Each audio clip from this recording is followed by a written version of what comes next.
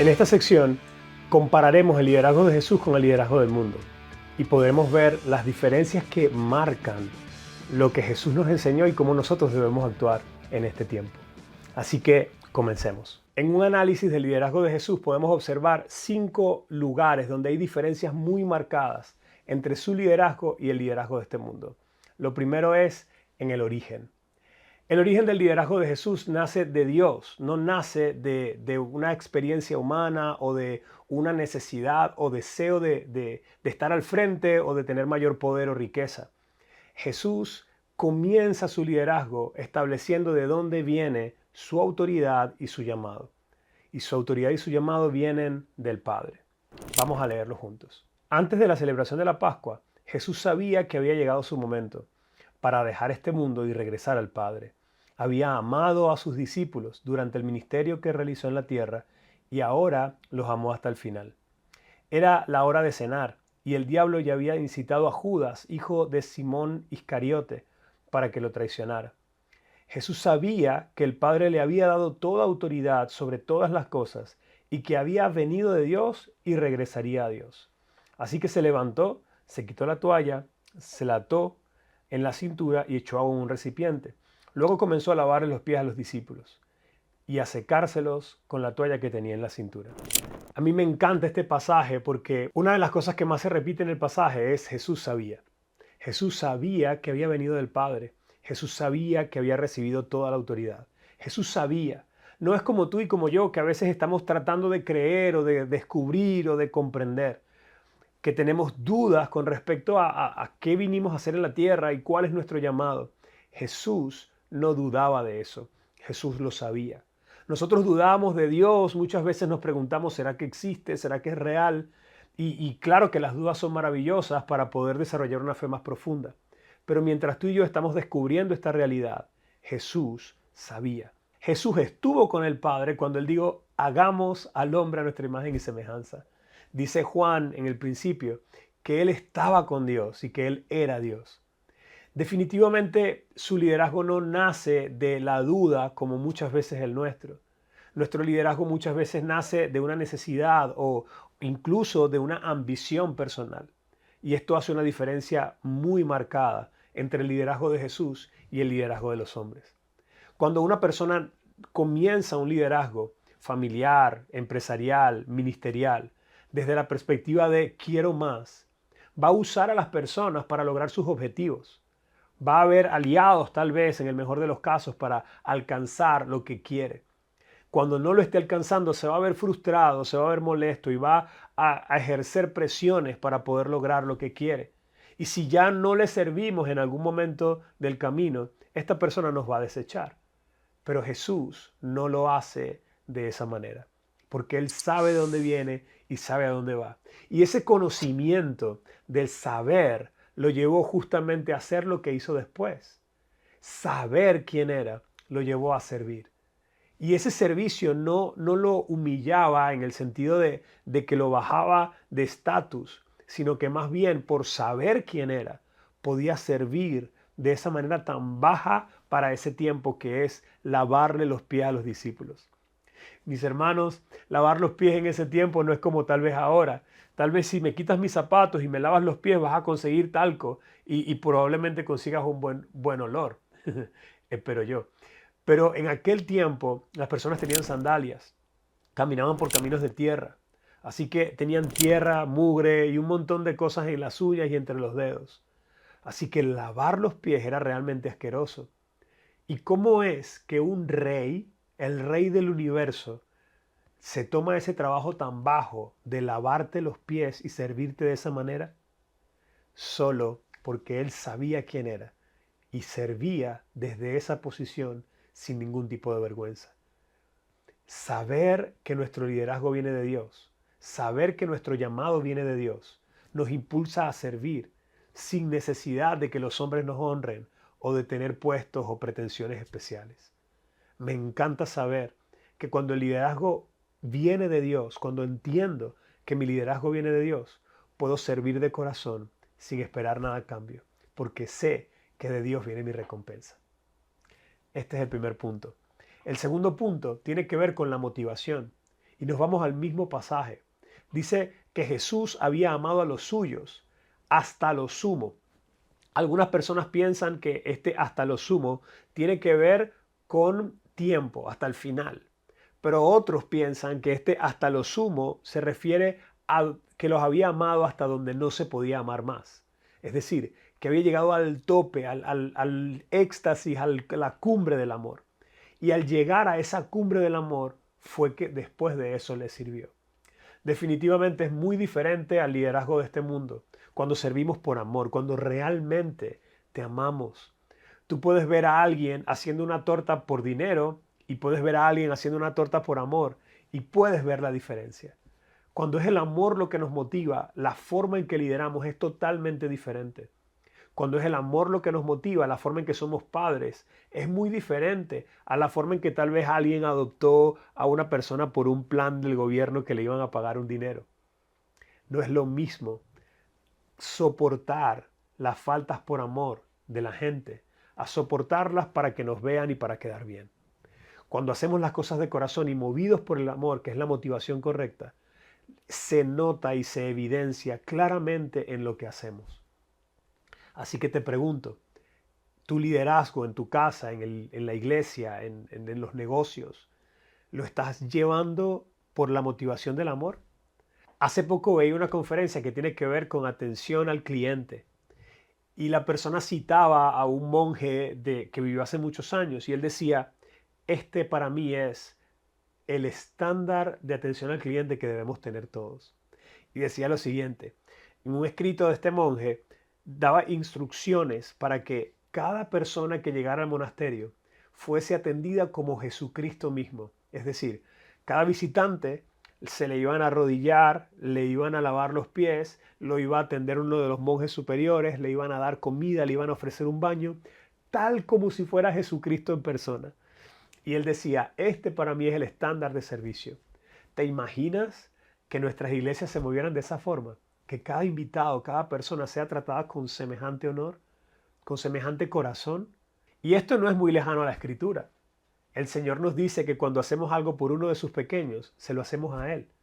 Pero se nos pierde de vista y comenzamos a tratar a la gente a veces con superioridad religiosa, a veces con superioridad por el tema económico. Pero realmente lo que el Señor nos está llamando a hacer es a tratar a los demás como si fuera Él mismo. Y la palabra nos enseña que la recompensa será hermosa. Por cuanto cuando atendiste a uno de estos pequeños, cuando diste comida al hambriento, cuando visitaste al enfermo, cuando visitaste al preso, me visitaste a mí, dice el Señor. Y esto debería cambiar nuestra manera de hacer las cosas. Porque cuando la motivación está clara, definitivamente eso impacta en la manera en que hacemos lo que hacemos. Así que quiero preguntarte, ¿qué te motiva realmente? En los ambientes de liderazgo que tienes, ¿cuál es tu motivación principal? Porque si cuidas esta motivación, si comienzas a orar para que Dios cambie, purifique la motivación de tu corazón, estoy seguro que la forma en que ejerces el liderazgo, la forma en que tratas a los demás, va a ser impactada poderosamente. No es lo mismo servir por amor que servir por conveniencia o servir para cumplir mis propios objetivos. Así que oro para que la motivación de tu corazón sea realmente el amor. Pero había una segunda motivación en el corazón de Jesús y era hacer la voluntad del Padre. No era solamente por amor, también era porque él había sido encomendado por el Padre para hacer lo que vino a hacer. Y él sabía que en un momento iba a volver a presentarse delante del Señor, iba a recibir de él su justo premio. Y la Biblia dice cosas maravillosas con respecto a eso. Y esto obviamente nos lleva al tercer punto en el que vamos a comparar el liderazgo de Jesús con el liderazgo humano. Y es el punto de la ejecución. Me encanta cuando leo esto en la palabra de Dios. Dice la palabra en Filipenses 2. Tengan la misma actitud que tuvo Cristo Jesús. Aunque era Dios, no consideró que el ser igual a Dios fuera algo a lo cual aferrarse. En cambio, renunció a sus privilegios divinos y adoptó la humilde posición de un esclavo. Y nació como ser humano cuando apareció en forma de hombre.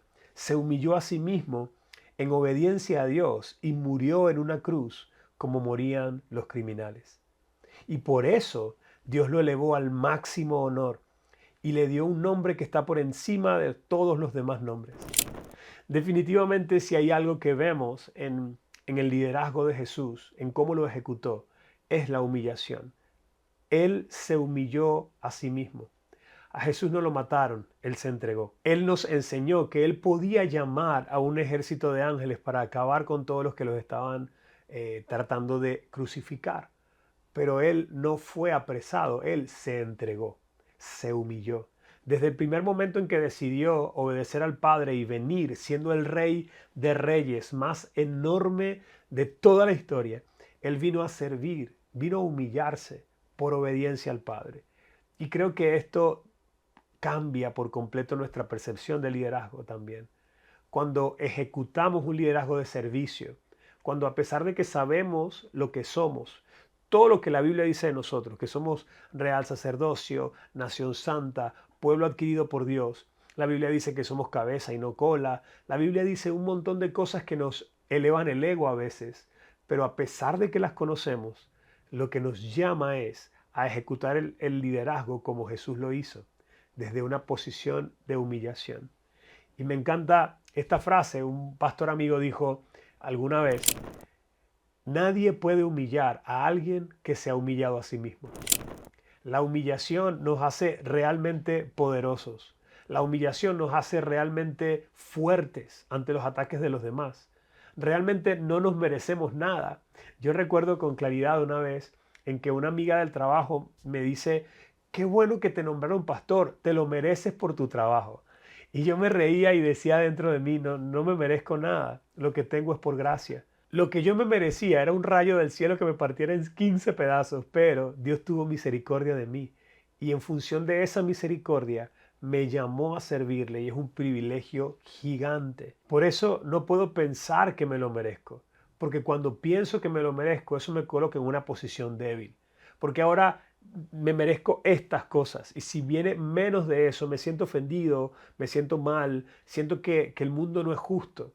Pero cuando entiendo que lo que realmente merecía era el castigo y la separación de Dios, y Dios por su gracia y misericordia me dio lo que me dio, entonces yo puedo auto humillarme y caminar con humildad, haciendo lo que Dios me llamó a hacer.